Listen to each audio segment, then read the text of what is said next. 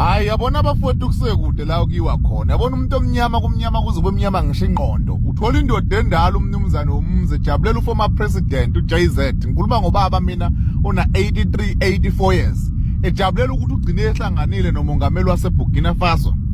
For what? Yona yiphi into azobuya nayo lapha neproductive noma mhlawumbe ezothuthukisa iningizimu Afrika. Ngoba phela umkhulu umdala yini into esengenzeka noma kasazoyenza ukushintsha impilo zabantu. Ukushintsha impilo yomuntu akusiyona i-term mhlambe noma i-short goal mhlambe. It like took almost more than 5 years, 10 to 15 years. Une goal une planning ukuthi izwe nabantu zoba developa kanjani. Akusiyona into eyenzakala overnight. But abantu ba celebrateela ilutho. Yinto engakujabulisa ukuthi uformer president wezwe ongekho in charge. Ongekho into ukuthi uhlangane nomongameli waseBurkina Faso. Utraore like uya celebrate ukuthi kugcine kwenzakala. Webafethu. Ni right kodwa hle. JZ will never be a president again. Angeke saphinda be in power. And bayazi abantu lapha nabakhona ngaphakathi eqenjini ukuthi bangama organs nje lapha nakucatshanga kusetshenziswa umqondo kababa kuphela.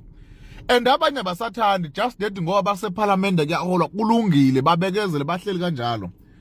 Ayikho influence etheni the support MK eyabanayo ngo2024 May kuma elections ngeke iphinde ibe nayo. Ngibuza ungiphala ulimi singabheja even eKZN. Bahlulwa ukwazi ukurepresent abantu abavotele ngo46% ukukhona neqembu elilodwa lihlale eduzane kwabo. Akwenzakalela ukuthi namhlanje.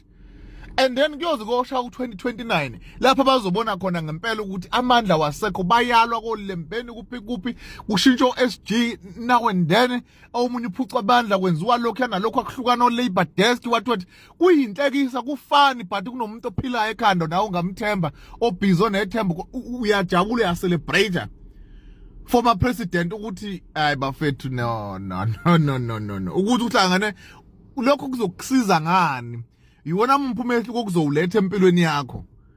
Ngiyakubona ukababa mhlambe kwa JZ yena uphuma iholiday. Ayi ngithukeni bafethu kulungile ayi.